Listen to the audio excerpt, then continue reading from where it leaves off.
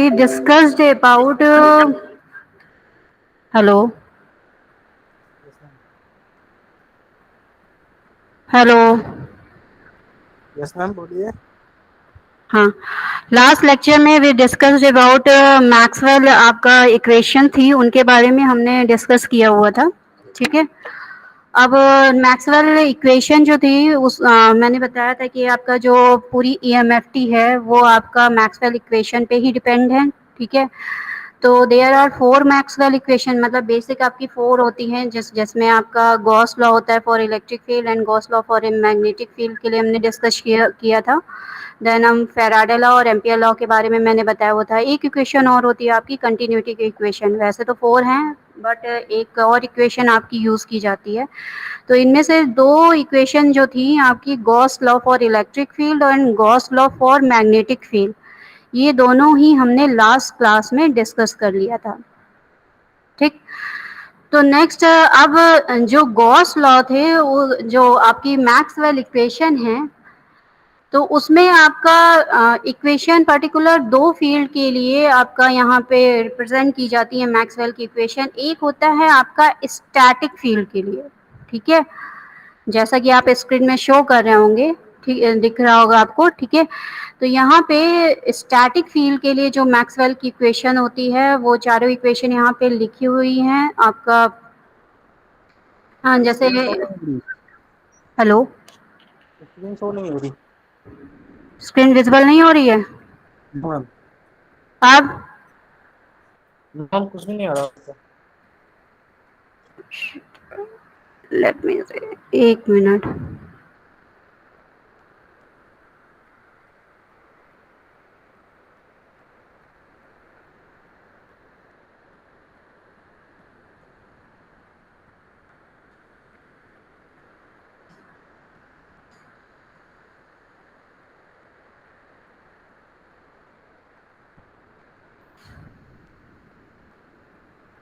Show हो रहा है? Yes ma'am. ठीक है। तो यहाँ पे आपकी दो इक्वेशन थी। ठीक है। लास्ट टाइम हमने जो इक्वेशन आपके क्लास गूगल क्लासरूम में डाल दिया था, ठीक है, वो इक्वेशन थी फॉर टाइम वेरिंग फील्ड के लिए। डेट में जहाँ पे टाइम के साथ वेरिएशन होगा तो मैग्नेटिक इलेक्ट्रिक फील्ड पे क्या इफेक्ट पड़ेगा, वो मैंने शो किया हुआ था।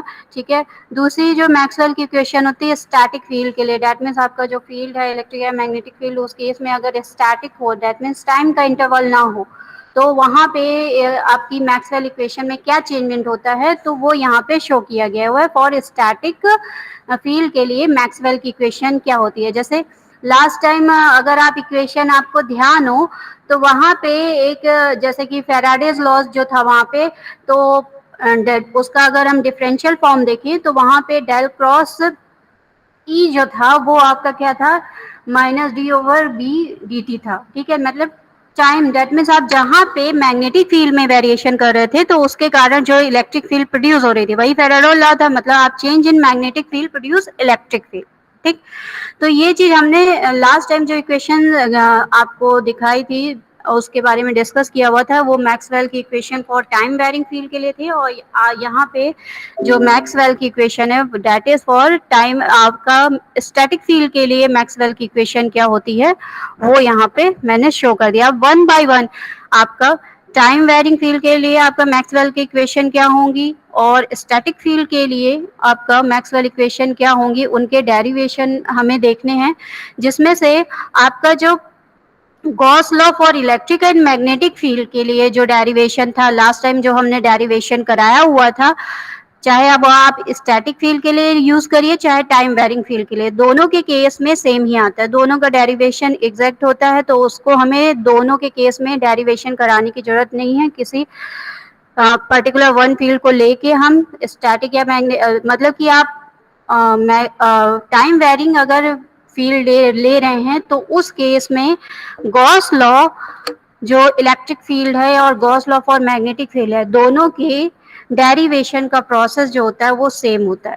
ठीक है। तो किसी एक के डेरिवेशन को अगर आप उठा लेंगे तो वहां से आपका क्या हो जाएगा, दोनों को आप एक ही मेथड्स के थ्रू क्या कर सकते हैं, शो कर सकते हैं। ठीक। तो चलिए आज हम देखते हैं कि हमारा इसमें रह गया था फेराडेज लॉ। तो पहले हम फैराडे लॉ जो है वो डिस्कस करेंगे आपका पहले स्टैटिक फील्ड के लिए क्या आता है, उसके बाद हम डेरिवेशन देखेंगे मैग्नेटिक फील्ड आपका पर्टिकुलर टाइम वेरिंग फील्ड के लिए, ठीक है। तो आज हमें ये देखना है कि फैराडे लॉज फॉर आपका स्टैटिक फील्ड और Ampere law for static field के लिए क्या होता है। इसके बाद नेक्स्ट हम आएंगे उसमें पर्टिकुलर मैक्सवेल इक्वेशन फॉर आपका टाइम वेरिंग फील्ड के लिए, ठीक है। तो यहाँ पे देखिए स्क्रीन शो हो रही है ना, hello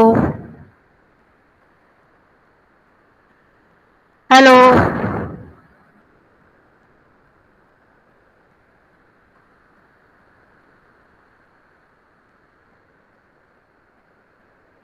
hello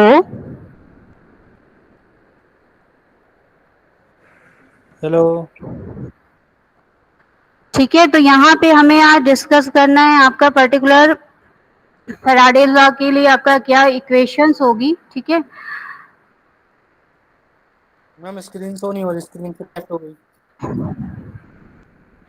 let me C.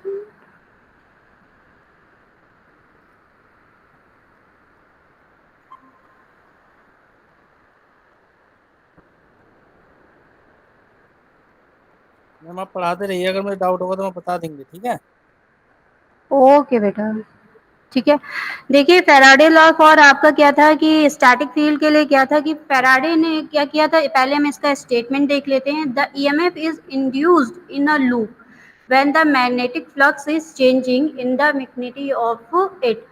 That means इन्होंने ये कहा कि अगर हम कोई एक इलेक्ट्रिक सर्किट लें और उस सर्किट के पास अगर हम दैट मीन्स एक क्लोज सर्किट ले रहे हैं और उस सर्किट में के फ्लक्स में अगर हम चेंजमेंट करते हैं तो उसमें कहीं ना कहीं आपका क्या होता है, एक EMF that means electromagnetic motive force वहां पे जनरेट हो जाता है, ठीक है। तो एक अगर ईएमएफ वहां पे जनरेट होगा तो दैट मीन्स ईएमएफ अगर है तो दैट मीन्स वहां पे अगर क्लोज सर्किट है तो वो कहीं ना कहीं वहां पे करंट भी फ्लो होगी। तो this is the statement of Faraday's law. तो इनके अकॉर्डिंग द ईएमएफ, अब हमें the EMF induce in a loop is expressed in terms of electric field. हम ईएमएफ अकॉर्डिंग टू स्टेटमेंट क्या हो जाएगा, ईएमएफ इज इक्वल टू क्या हो जाएगा, क्लोज सरफेस का क्या E line integration of electric field ले लेंगे। और अकॉर्डिंग टू स्टेटमेंट ये क्या कह रहे हैं, फॉर स्टैटिक फील्ड में अगर आपका कोई आप पर्टिकुलर एक वायर ले, एक सर्किट क्लोज सर्किट ले रहे हैं तो उसमें जो भी आपका उसमें अगर उसके फ्लक्स में चेंजमेंट होता है तो वहां पे ईएमएफ इंड्यूस हो जाएगा। तो यहाँ पे हमारा फॉर स्टैटिक फील्ड के लिए हम इस एक्सप्रेशन को कैसे रिप्रेजेंट कर सकते हैं, close integration of E D L is equal to क्या हो जाएगा, जीरो। जीरो इसलिए हो गया क्योंकि यहाँ पे फील्ड जो है हमारी क्या है, static. That means static field के केस में आपका फ्लक्स जो होता है वो वहां पे क्या हो जाएगा, जीरो हो जाएगा। दैट मीन फ्लक्स में कोई चेंजमेंट नहीं होगा तो उसमें जो भी एमएफ इंड्यूस होगा उसकी वैल्यू क्या हो जाएगी, जीरो के जस्ट इक्वल, ठीक। तो ये था फैराडेज का लॉ फॉर आपका किसके लिए है, स्टैटिक फील्ड के लिए, ठीक। अब यहाँ पे देखें तो ये आपका line integration of electric field intensity दिया हुआ है। तो हम इसे क्या करें, पर्टिकुलर स्टोक्स थ्योरम का यूज करके हमने इस एक्सप्रेशन को क्या किया हुआ, इस रिलेशन को हम किसमें कन्वर्ट कर दे रहे हैं, आपका इससे स्टोक्स थ्योरम यहाँ पे यूज कर रहे हैं। उसके थ्रू हम पर्टिकुलर जो लाइन इंटीग्रेशन है उसे हम सरफेस इंटीग्रेशन में कन्वर्ट कर दे रहे हैं। तो आप जब भी कहीं पे लाइन इंटीग्रेशन को अगर हमें सरफेस इंटीग्रेशन में कन्वर्ट करना होता है तो वहां पे हम लोग किसका यूज करते हैं, स्टोक्स थ्योरम का यूज करते हैं। तो ये आपका रिलेशन दिया हुआ है। तो हम लाइन इंटीग्रल को आपका यहाँ पे हमने स्टोक्स थ्योरम का यूज करके सरफेस इंटीग्रेशन में कन्वर्ट कर दिया है। तो अकॉर्डिंग टू अगर इक्वेशन 9.1 ए देखिए तो वहां पे हम इसके प्लेस पे क्या लिख सकते हैं, surface integration of del cross E dot d s is equal to क्या हो जाएगा, जीरो, ठीक। तो यहाँ पे अगर हम देखें तो किसी कोई भी जो सरफेस आप ले रहे होगे, सरफेस का एरिया तो जीरो नहीं हो सकता। तो इसका मतलब क्या हो जाएगा, डेल क्रॉस ई की जो वैल्यू है वही जीरो के जस्ट इक्वल होगी। तो नेक्स्ट लाइन में देखिए यहाँ पे लिखा हुआ है but del del cross del is sorry d over s is not equal to 0, therefore del cross e is equal to क्या हो जाएगा, 0 के इक्वल हो जाएगा। ठीक है, तो यहाँ पे आपका देखिए ये आपका फेराडे का लॉ था, जैसा कि अभी हमने स्क्रीन अगर शो की, यहाँ पे शो जब की हुई थी तो वहाँ पे मैंने दिखाया हुआ था कि आपका पर्टिकुलर जो स्टैटिक फील्ड के लिए आपका जो फेराडे लॉ होता है वो क्या होता है, del cross E is equal to 0। ये है फेराडे का लॉ फॉर डिफरेंशियल फॉर्म में। अगर हमें इंटीग्रेशन फॉर्म में रिप्रेजेंट करना होगा तो close line integral of E D L is equal to क्या हो जाएगा, 0।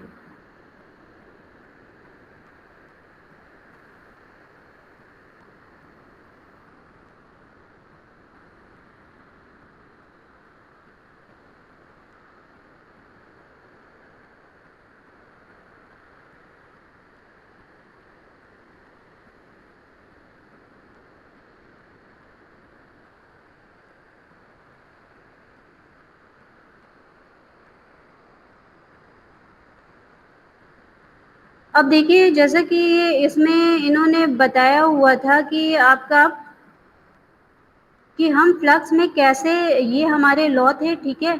अब हम फ्लक्स में कैसे चेंजमेंट करेंगे। फेराडे ने क्या कहा था कि आप जैसे हमने कोई क्लोज आपका पर्टिकुलर सरफेस लिया हुआ है, ठीक है, तो वहाँ पे हम कैसे ये शो करेंगे कि फ्लक्स अपने आप तो चेंजमेंट नहीं होगा। तो उसके लिए हम क्या करें कि हमने एक वायर लिया, ठीक है, और पर्टिकुलर एक क्लोज सर्किट लिया, और मतलब कि आप एक सर्किट ले लीजिए, तो उसमें फ्लक्स को जनरेट करने के लिए हम क्या करेंगे, एक मैग्नेट लेंगे, ठीक है। तो जो मैग्नेट होता है उसमें नॉर्थ और साउथ पोल होते हैं, तो उसके वो अपने क्रॉस एक क्या कर लेता है, मैग्नेटिक फील्ड को जनरेट कर लेता है, ठीक। तो गॉस फेराडे के अकॉर्डिंग क्या था, फ्लक्स में चेंजमेंट अगर हम करेंगे तभी आपका क्या होगा, एक ईएमएफ इंड्यूस होगा, या कह सकते हैं करंट उस सर्किट में क्या होगी, उसके पास जो सर्किट होगा वहां पे एक करंट फ्लो होने लगेगी। तो इसके लिए इन्होंने क्या किया कि एक इन्होंने क्लोज सर्किट लिया और उसके पास मैग्नेट को ले गए, ठीक। और जैसे ही मैग्नेट को वो क्या कर रहे थे, उस क्लोज सर्किट के पास ले जा रहे थे, तो मैग्नेट के क्रॉस जो भी आपका इलेक्ट्रिक फील्ड, मैग्नेटिक फील्ड जो लाइन जनरेट हो रही थी, वो मैग्नेटिक फील्ड लाइंस क्या है आपका, एक तरह से फ्लक्स है, ठीक है। तो उसके कारण जो चेंजमेंट हो रहा था, डेट मीन्स आप मैग्नेट को सर्किट के पास ले जाएंगे तो फ्लक्स में कुछ चेंजमेंट होगा, आप उसके क्या कहते हैं उससे दूर ले जाएंगे तो कहीं ना कहीं क्या होगा, फ्लक्स में चेंजमेंट होगा, ठीक है। दूसरा प्रोसेस, अगर हमें फ्लक्स में चेंजमेंट करना है तो हम क्या करें, सर्किट को मैग्नेट के साइड क्या करें, के पास ले जाएं और क्या करें, उस सर्किट को मैग्नेट से दूर ले जाएं, तब भी हमारा फ्लक्स चेंज हो सकता है। तो इन्होंने क्या किया कि इस एक्सपेरिमेंट को परफॉर्म किया और उसके एनालिसिस की, तो उसके बेसिस पे इन्होंने ये फाइंड किया कि अगर हम कोई भी क्लोज सर्किट है और उसके क्रॉस आपका जो भी मैग्नेट आपका फ्लक्स में अगर उसके चेंजमेंट हो रहा है, तो वहां पे कहीं ना कहीं आपका क्या होगा, एक ईएमएफ इंड्यूस होगा, ठीक है। तो अपने आप नहीं होगा, आपको वहां पे क्या करना होगा, एक मैग्नेटिक मटेरियल यूज करना होगा, या एक मैग्नेट आप यूज करिए जिसके खुद की एक क्या होगी, मैग्नेटिक फील्ड वो जनरेट करेगा। और जब हम उस मैग्नेटिक फील्ड को सर्किट के पास मतलब उसमें नियर ले जाएंगे या फॉर ले जाएंगे, तो उस केस में कहीं ना कहीं उसके फ्लक्स में चेंजमेंट होगा, और जैसे ही फ्लक्स में चेंजमेंट होगा तो वहां पे एक ईएमएफ इंड्यूस हो जाएगा।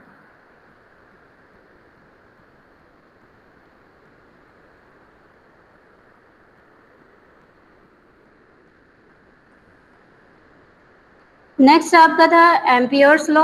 एम्पियर्स लॉ के according this is also valid for static field के लिए ही है। अभी हम केवल स्टैटिक फील्ड के लिए चारों लॉ डिस्कस कर रहे हैं। इससे पहले जो दो लॉ थे गॉस के मैग्नेटिक और इलेक्ट्रिक फील्ड के लिए, वो भी स्टैटिक फील्ड के लिए थे, और अभी फैराडे का जो डिस्कस किया हुआ था वो भी आपका क्या था, स्टैटिक फील्ड के लिए था, ठीक है। तो एम्पियर्स के अकॉर्डिंग क्या था कि the line integral of H, H क्या है आपका, एच है आपका मैग्नेटिक फील्ड की इंटेंसिटी, ठीक है। The line integral of magnetic field intensity around a close path is equal to the current enclose by that path, ठीक।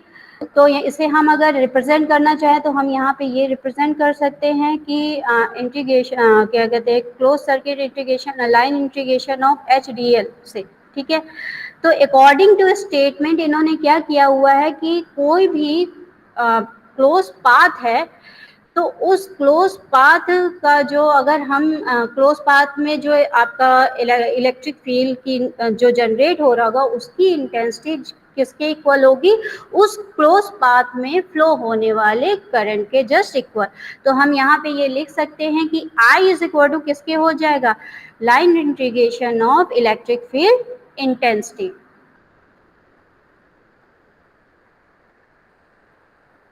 ठीक, तो इसे नेक्स्ट लाइन में हम इस तरह लिख सकते हैं, the current I can be expressed in form of, that means हमारा अकॉर्डिंग टू मैक्सवेल स्टेटमेंट के सॉरी एम्पियर्स के एक स्टेटमेंट के अकॉर्डिंग यहाँ पे क्या हो जाएगा, I is equal to line integration of electric field intensity.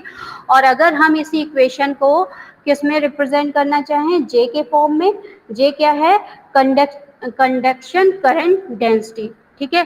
तो हम यहाँ पे लिख सकते हैं कि I इज इक्वल टू क्या हो जाएगा, surface integration of J dot d S, ठीक है। आपका करंट डेंसिटी क्या होता है, J is equal to I by A होता है, ठीक है। तो वहां से अगर हम I निकालेंगे तो J इंटू डी एस का मल्टीप्लिकेशन करेंगे तो आपका फाइनली क्या बचेगा, एम्पियर करंट ही तो बचेगी, ठीक है। तो हम I को किससे रिप्रेजेंट कर सकते हैं, करंट जो करंट है उसे हम कंडक्शन करंट डेंसिटी के फॉर्म में इस तरह रिप्रेजेंट कर सकते हैं। तो अकॉर्डिंग टू दिस रूल हम यहाँ पे लिख सकते हैं, line integration of magnetic current intensity is equal to I is equal to किसके हो जाएगा, surface integration of conduction current density के इक्वल। तो यही आपका क्या लॉ, किसका ये था, एम्पियर्स का लॉ फॉर किसके लिए, आपका इंटीग्रल फॉर्म में इंटीग्रल फॉर्म में फॉर स्टैटिक फील्ड के लिए, ठीक है। तो this is called as a integral form of Maxwell equation derive from Ampere's law for static field, ठीक। तो ये इंटीग्रेशन फॉर्म में हो गया। अगर हमें इसे डिफरेंशियल फॉर्म में चाहिए तो हमें कुछ नहीं करना है, जो भी लाइन इंटीग्रेशन फॉर्म का है उसे हम क्या करेंगे, उसमें स्टोक्स थ्योरम यूज कर देंगे। तो जैसे ही हम स्टोक्स थ्योरम यूज करेंगे तो वो जो लाइन इंटीग्रल है वो किस में कन्वर्ट हो जाएगा, सरफेस इंटीग्रेशन में, ठीक है। तो to relate J with J, convert a line integral into surface integral using Stokes theorem, ठीक। तो यहाँ पे हम जो आपका इक्वेशन 9.1 है उसका जो हमने क्या कहते हैं, मैग्नेटिक फील्ड इंटेंसिटी का जो लाइन इंटीग्रेशन है उसे हम क्या कर रहे हैं, सरफेस इंटीग्रेशन में कन्वर्ट कर रहे हैं, ठीक। तो इस तरह हम इसे कन्वर्ट कर सकते हैं। तो फाइनली हमारी जो इक्वेशन है, इन प्लेस ऑफ हम क्या कहते हैं, H line integration of H dot d l के प्लेस पे हम क्या लिख सकते हैं, surface integration of del cross H d s is equal to surface integration of current density, ठीक। फाइनली ये दोनों जस्ट इक्वल होंगे तो हम यहाँ से ये निकाल सकते हैं कि आपका del cross S is equal to क्या हो जाएगा, जे के इक्वल हो जाएगा। तो यही आपका था, आपका एम्पियर्स का लॉ किसके लिए, this is called as a point form of Maxwell equation derive from law for static field. मतलब जिस फॉर्म में आपको इक्वेशन पूछ रहा है, हो सकता है सपोज करिए आपके पास डेरिवेशन है, इंटीग्रल फॉर्म में पूछ रहा है तो आपको यहीं तक स्टॉप कर देना, आगे डिफरेंशियल फॉर्म में पूछ रहा है तो आपको स्टोक्स थ्योरम उसमें लगा देनी है और वही हम उस वहाँ से क्या फाइंड आउट कर सकते हैं, मैक्सवेल की इक्वेशन डिफरेंशियल फॉर्म में।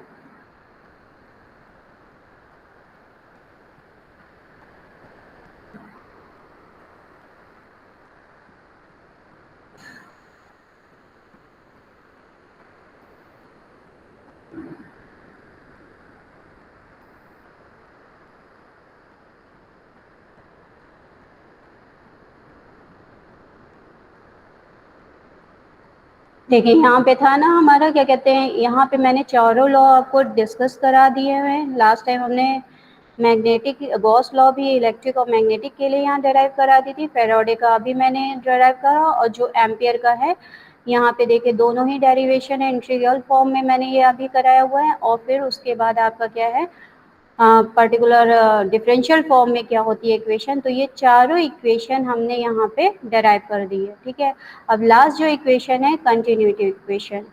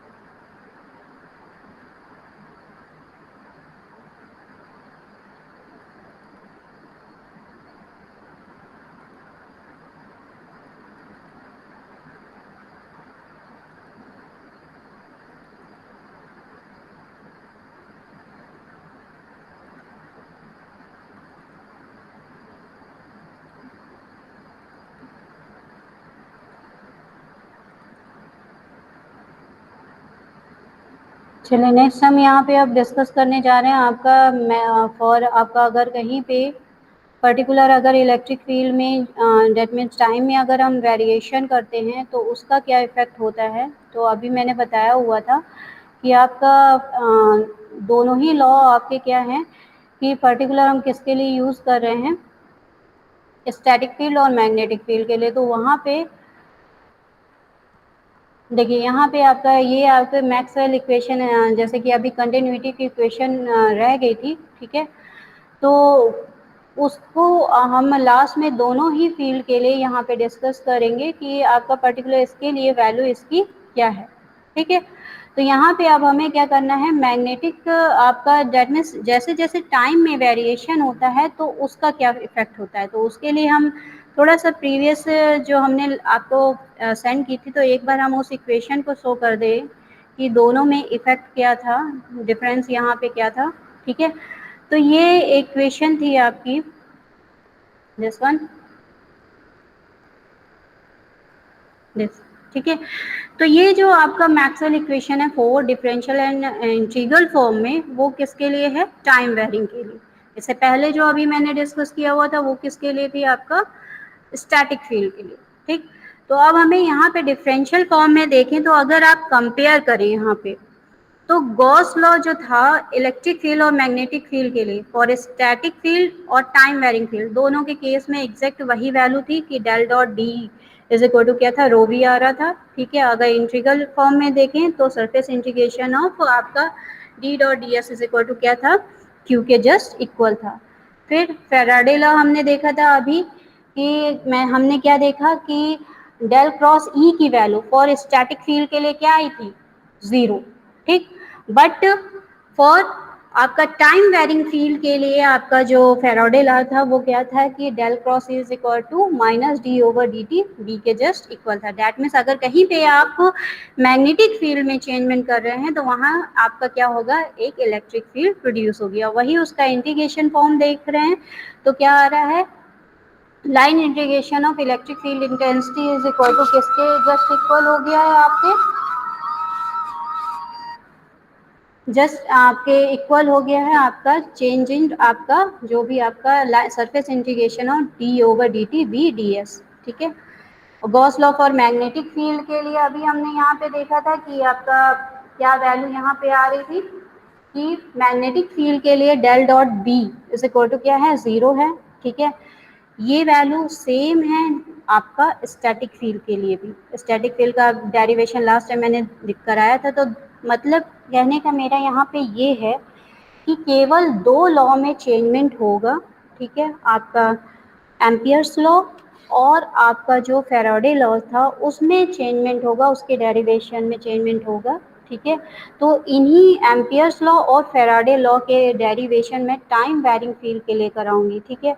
और अगर टाइम वेरिंग फील्ड के लिए Gauss law for magnetic field पूछ रहा है और गॉस लॉ फॉर क्या कहते हैं कि इलेक्ट्रिक फील्ड पूछ रहा है, तो वो उसके लिए जो डेरिवेशन स्टैटिक फील्ड के थे वही आपके सेम लाई करेंगे टाइम वेरिंग फील्ड के लिए। तो हमें यहाँ पे अब केवल डिस्कस करना है Faraday law for that means time के अकॉर्डिंग फैराडे लॉ में क्या चेंजमेंट हुआ उसकी क्या इक्वेशन आ रही है, और टाइम के अकॉर्डिंग एम्पियर लॉ में क्या चेंजमेंट हो रहा था उसकी क्या इक्वेशन आ रही है, ये हमें डेराइव करना है, ठीक है। तो ये थोड़ा सा बैक का मैंने थोड़ा सा ये बता दिया कि आपको अब यहाँ पे फैराडे लॉ जो जैसे कि आपका यहाँ पे हमें डेराइव करना है, तो हमें ये देखना है कि del cross E is equal to minus D over D t ये वैल्यू आती है कि नहीं आती है, ठीक है।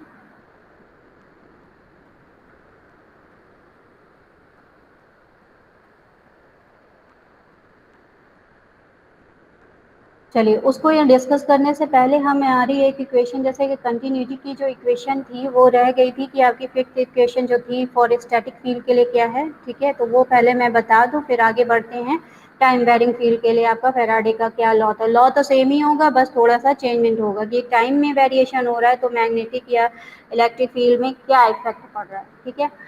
तो continuity equation के according what is the statement of continuity, the statement of continuity equation is that the total current crossing the closed surface is equal to zero। मतलब हम कोई closed surface ले रहे हैं तो उस क्लोज सरफेस में जो टोटल करंट फ्लो हो रही है या उसको क्रॉस कर रही है, उसका ओवरऑल जो मैग्नीट्यूड होता है वो किसके इक्वल होता है, जीरो के इक्वल होता है। ठीक है, तो इसे हम एक, जैसे कि फिगर आपको शो हो रहा होगा, तो यहाँ पे इन्होंने एक क्लोज सरफेस लिया हुआ है और क्लोज सरफेस में आपको कुछ इनकमिंग करंट्स दिखाई दे रही होंगी और कुछ आउटगोइंग करंट्स दिखाई दे रही होंगी। ठीक है, ऑब्वियसली सी बात है, करंट फ्लो हो रही है तो एक पार्ट से आ रही होगी, दूसरे पार्ट में वो क्या हो रही है, आउटवर्ड हो रही होगी। ठीक है, तो इसको अच्छी तरीके से हम किससे समझ सकते हैं, नोड से। जैसे आप केसीएल लॉ लगाते हैं, किरचॉफ करंट लॉ, तो वहां पे एक पर्टिकुलर नोड होता है। नोड क्या होता है, नोड इज अ पॉइंट और you can say a contact at which number of branches are interconnected to each other. जिस पॉइंट पे कई ब्रांचेस एक दूसरे से कनेक्ट होती हैं, that is point is known as a node. ठीक, अब कोई नोड आपने लिया, उसमें करंट फ्लो करा रहे हैं। ठीक है, तो एक तरह से हम कह सकते हैं नोड क्या है, एक जंक्शन है। ठीक है, जैसे आप रेलवे स्टेशन पे जाते हैं तो वहाँ पे हम जो हैं पैसेंजर हैं, हमारे लिए वो एक क्या है, जंक्शन, एक पॉइंट है जिस पे है कुछ पैसेंजर आ रहे हैं, कुछ उस पैसेंजर उस नोड से जा रहे हैं। डेट मीन्स उस जंक्शन से कुछ मतलब बाहर जर्नी करने के लिए जा रहे हैं और कुछ उस जंक्शन से वापस आ रहे हैं। ठीक है, तो यहाँ पे जो इन्होंने नोड लिया हुआ है, उस नोड को एक क्लोज सरफेस के फॉर्म में कंसीडर किया हुआ है, मतलब एक पॉइंट के फॉर्म में यहाँ पे इन्होंने जो क्लोज सरफेस लिया उसे ये कंसीडर करके चल रहे हैं कि ये पर्टिकुलर एक हमारा क्या है, नोड है, एक पॉइंट है जिसपे क्या है, कुछ करंट्स आ रही है और उससे कुछ करंट जा रही है। तो अकॉर्डिंग टू ये statement, the sum of incoming current plus sum of outgoing current should be equal to zero. ठीक है, स्टेटमेंट के अकॉर्डिंग यही होना चाहिए, the total current crossing the close surface is equal to zero. तो उसमें जो भी करंट उसमें फ्लो हो रही है उसका ओवरऑल हम सम कर दें तो वो किसके इक्वल होना चाहिए, जीरो के। तो क्लोज सरफेस जो हमने यहाँ पे कंसीडर किया हुआ है, वहां पे उसको मैंने क्या कंसीडर किया हुआ है कि वो एज अ वर्क कर रहा है एक नोड की तरह। तो वहां पे उसमें कुछ इनकमिंग करंट हैं, जैसा कि आपको यहाँ पे फिगर में शो हो रहा होगा कि यहाँ पे दो करंट्स इनवर्ड आ रही हैं, इनकमिंग करंट्स, और दो उस सरफेस से क्या हो रही हैं, आउटवर्ड हो रही हैं, बाहर जा रही हैं, आउटगोइंग करंट। तो incoming according to KCL law क्या हो जाएगा, incoming current is equal to outgoing current, या अदर सेंस में आप ये कह दीजिए the sum of incoming current plus outgoing current will be equal to zero. ठीक, तो हम इस तरह से शो कर सकते हैं कि that is current is continuous across the node, so it's value remain same. ठीक है, तो यहाँ पे वही बोला इन्होंने कि नोड्स जो है उसे हमने एक सरफेस कंसीडर कर लिया हुआ है। तो यहाँ पे जो टोटल करंट होगा, अगर हम उसे करंट डेंसिटी के फॉर्म में लिखना चाहें, इससे पहले अभी जो लॉ मैंने डेराइव कराया हुआ था, ठीक है, तो वहाँ पे मैंने करंट एम्पियर का जो लॉ था, ठीक है, तो उसमें करंट डेंसिटी को हमने वहाँ पे लिखा हुआ था कि जो आई है उसे अगर हमें करंट कंडक्शन करंट डेंसिटी के फॉर्म में लिखना है तो कैसे रिप्रेजेंट कर सकते हैं। तो सेम यहाँ पे जो ओवरऑल जो टोटल करंट उस सरफेस में फ्लो हो रही है या क्रॉस हो रही है उस सरफेस से, उसे अगर हम करंट फॉर्म में लिखें तो कैसे लिख सकते हैं, I total is equal to surface integration of J D S. ठीक, तो यहाँ पे surface integration of conduction current density will be equal to zero. Zero के क्यों इक्वल होगा, क्योंकि अकॉर्डिंग टू स्टेटमेंट जो सरफेस में फ्लो होने वाली करंट है उसका ओवरऑल जो करंट का जो मैग्नीट्यूड है वो किसके इक्वल है, जीरो के। तो कुछ करंट आ रही है, कुछ जा रही है, तो एक आने वाली करंट आपकी क्या हो जाएगी, पॉजिटिव, और जो उससे जा रही होगी वो निगेटिव होगी। जब दोनों का आप सम करेंगे तो ओवरऑल करंट क्या हो जाएगी, जीरो। तो इस current zero, that means I total is equal to zero. और आई टोटल को किससे रिप्रेजेंट कर रहे हैं हम, करंट डेंसिटी के फॉर्म में रिप्रेजेंट कर रहे हैं। तो यहाँ पे वैल्यू क्या हो जाएगी, डेट मीन्स हम ये लिख सकते हैं I total is equal to surface integration of conduction current density is equal to क्या हो जाएगा, जीरो। या नेक्स्ट लाइन में हम ये लिख सकते हैं conduction current density is surface integration of conduction current density is equal to zero. ठीक, तो ये थी आपकी फिफ्थ इक्वेशन, मैक्सवेल की कंटिन्यूटी की जो इक्वेशन थी। ठीक है, तो यहाँ पे हमने चारों इक्वेशन आपको डिस्कस करा दिए फॉर स्टैटिक फील्ड के लिए। अब हम मेन आपका मैग्नेटिक, दैट मीन्स अगर हम टाइम में वेरिएशन कर रहे हैं तो जैसे जैसे टाइम में वेरिएशन करेंगे वैसे वैसे आपका क्या होगा कि फैराडे लॉ में क्या चेंजमेंट हो रहा था और आपका पर्टिकुलर एम्पियर्स लॉ में क्या चेंजमेंट हो रहा था, ठीक है, वो हमें देखना है, ठीक है। तो ये जो लॉ है आपका, मैंने अभी बताया कि गॉस लॉ के दोनों लॉ जो होंगे, जो स्टैटिक फील्ड के लिए होंगे, वही आपका टाइम वैरिंग फील्ड के लिए सेम एप्लीकेबल होंगे, बस फैराडे लॉ में चेंजमेंट होगा और एम्पियर्स लॉ में। अब हमें इन दोनों के डेरिवेशन देखने हैं कि क्या इफेक्ट पड़ता है। तो लॉ तो हम पहले ही आपको बता चुके हैं। अकॉर्डिंग टू फैराडे लॉ, अगर हम डिफरेंशियल फॉर्म में करें तो del cross E is equal to minus D over D t के जस्ट इक्वल होता है, ये हमें प्रूव करना है। तो यहाँ पे स्टेटमेंट सेम वही है कि इन्होंने क्या कहा था कि आपका अगर आप कोई क्लोज सर्किट ले रहे हैं और उस क्लोज सर्किट के अगर फ्लक्स में अगर किसी तरह चेंजमेंट होता है तो वहाँ पे कहीं ना कहीं आपका क्या होगा, एक ईएमएफ प्रोड्यूस होगा, ठीक है। तो according to statement, in a close path the electric potential या EMF is developed due to time varying magnetic field in the vicinity of dash close path. तो हम इसे रिप्रेजेंट कर सकते हैं, EMF is equal to close circuit line integration of close path E D L is equal to क्या हो जाएगा, minus D over D T जाई एम टी, ठीक है। तो यहाँ पे जाई जो क्या है वो मैग्नेटिक फ्लक्स है, ठीक है। तो हमने क्या कहा कि आप जैसे जैसे आप मैग्नेटिक फ्लक्स हेलो में, that means variation. Hello, hello हाँ गौतम। मैम, वॉइस ब्लर हो रही है। ओके, आप क्लियर आ रही है? हेलो हेलो हेलो, आप क्लियर आ रही है? हेलो ब्लर हो रही है मैम वॉइस। हाँ बेटा, आप क्लियर आ रही है? Yes ma'am.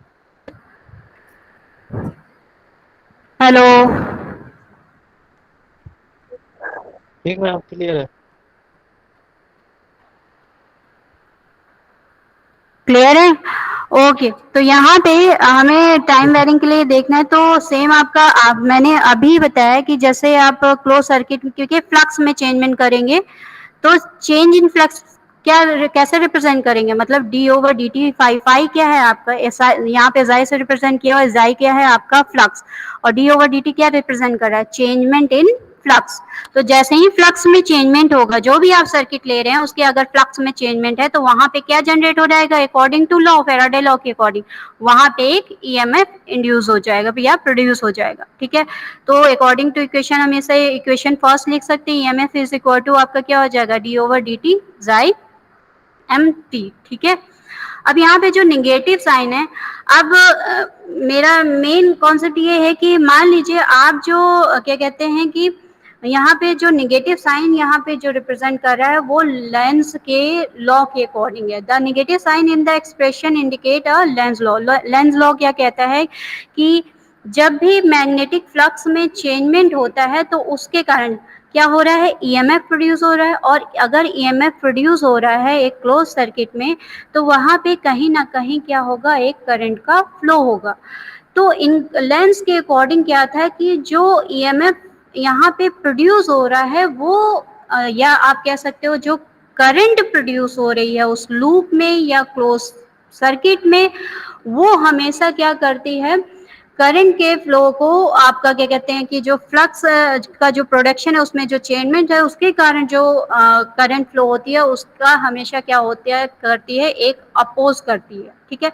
तो इसलिए यहाँ पे साइन जो होता है हमारा, क्या हम इसमें साइन इंडिकेट करते हैं निगेटिव का, लेंस के मतलब जो भी आपका अगर आप फ्लक्स में चेंजमेंट कर रहे हैं तो आपके उस केस में क्या होगा कि जब भी फ्लक्स में चेंजमेंट करेंगे तो वहाँ ईएमएफ प्रोड्यूस होगा, या अदर सेंस में हम करें करंट का, तो वो जो करंट का प्रोडक्शन होता है वो कहीं ना कहीं फ्लक्स का जो जनरेशन हो रहा है उसके कारण जो फ्लक्स करंट फ्लो हो रही है वो हमेशा उसका क्या करता है, अपोज करता है। इसलिए यहाँ पे साइन क्या आता है हमारा, निगेटिव आता है, ठीक है। तो अगर हम यहाँ पे लिखना चाहें कि आपका जो फ्लक्स है, फ्लक्स क्या होता है आपका, अगर हम कहें कि फाई इज इक्वल टू क्या होता है, फ्लक्स अगर मैग्नेटिक फील्ड की बात करें तो जाई से रिप्रेजेंट कर दीजिए या फाई से रिप्रेजेंट कर दीजिए, ठीक है। तो जैसा इन्होंने यहाँ पे जाई से रिप्रेजेंट किया हुआ है, तो flux is equal to mainly क्या होता है, बी इंटू ए होता है, ठीक है। बी क्या होता है आपका, मैग्नेटिक इंडक्शन होता है या मैग्नेटिक फ्लक्स डेंसिटी होता है, ठीक है। या अगर हमने लास्ट टाइम आपको बताया था इलेक्ट्रिक करंट डेंसिटी, ठीक है। तो सेम आपका मैग्नेटिक आपका क्या होता है, मैग्नेटिक डेंसिटी होती है, मैग्नेटिक फ्लक्स डेंसिटी होती है B इज इक्वल टू 5, मतलब कि फ्लक्स पर यूनिट एरिया को हम क्या कहते हैं, मैग्नेटिक फील्ड इंटेंसिटी कहते हैं। और उसी को हम अगर लिखना चाहें जाई के फॉर्म में तो हम वहाँ पे क्या लिख सकते हैं, 5 is equal to B into A, ठीक है। तो यहाँ पे जो फ्लक्स हो जाएगा उसे हम रिप्रेजेंट कर सकते हैं, जाइम is equal to surface integration of आपका किसका हो जाएगा, मैग्नेटिक फ्लक्स डेंसिटी के, ठीक है। इतना क्लियर है? Hello hello hello hello. इतना क्लियर है?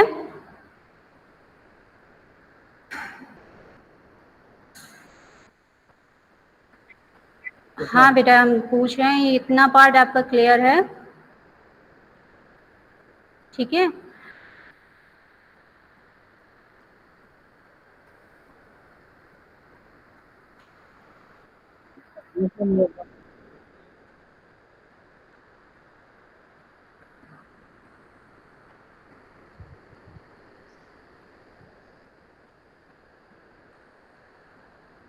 ठीक है। तो यहाँ पे अगर हम दोनों इक्वेशन को इक्वेट करें, जो हमारा ईएमएफ इंड्यूस हुआ था that is equation number first, और जो हमारा फ्लक्स डेंसिटी है आपका मैग्नेटिक फ्लक्स, उसे हम इस तरह रिप्रेजेंट कर सकते हैं। दोनों इक्वेशन को जब हम इक्वेट करेंगे from equation first and second, तो we can write down it the line integration of electric field intensity is equal to D over D T, आपका क्या हो जाएगा, मैग्नेटिक फ्लक्स डेंसिटी का सरफेस इंटीग्रेशन, ठीक है। ये आपका क्या हो गया, अगर हम डी ओवर डी टी को अंदर ले जाएंगे इंटीग्रेशन के, तो वो डेबर में कन्वर्ट हो जाएगा, that is E line integration of electric field intensity is equal to minus partial differentiation of d over D t B d S, ठीक है।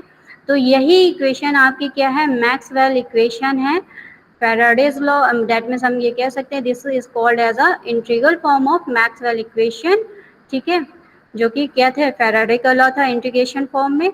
अगर हमें इसे किस में कन्वर्ट करना है, डिफरेंशियल फॉर्म में कन्वर्ट करना है, तो फिर वही हम वहाँ पे क्या करेंगे, स्टोक्स थ्योरम का यहाँ पे यूज कर लें, तो लाइन इंटीग्रेशन से हम क्या कर सकते हैं, इसे सरफेस इंटीग्रेशन में कन्वर्ट कर सकते हैं, ठीक है। तो यहाँ पे मैंने नेक्स्ट लाइन में सरफेस इंटीग्रेशन ले, लाइन इंटीग्रल को सरफेस इंटीग्रेशन में कन्वर्ट कर दिया यूजिंग स्टोक्स थ्योरम, दोनों को इक्वेट करेंगे, तो यहाँ से फाइनली हमारी इक्वेशन जो आएगी, del cross E is equal to क्या हो जाएगा, minus D over D t B, या आप कह सकते हो del cross E is equal to minus B dot, ठीक है। तो ये क्या रिप्रेजेंट कर रहा है, ये रिप्रेजेंट कर रहा है कि जैसे जैसे हम मैग्नेटिक फील्ड में चेंजमेंट करते हैं, वहाँ पे एक इलेक्ट्रिक फील्ड डेवलप हो जाता है, ठीक है। अगर यहाँ तक कोई डाउट है तो आप पूछ सकते हो, अदरवाइज मैं बाइंड अप करूँ। गौतम,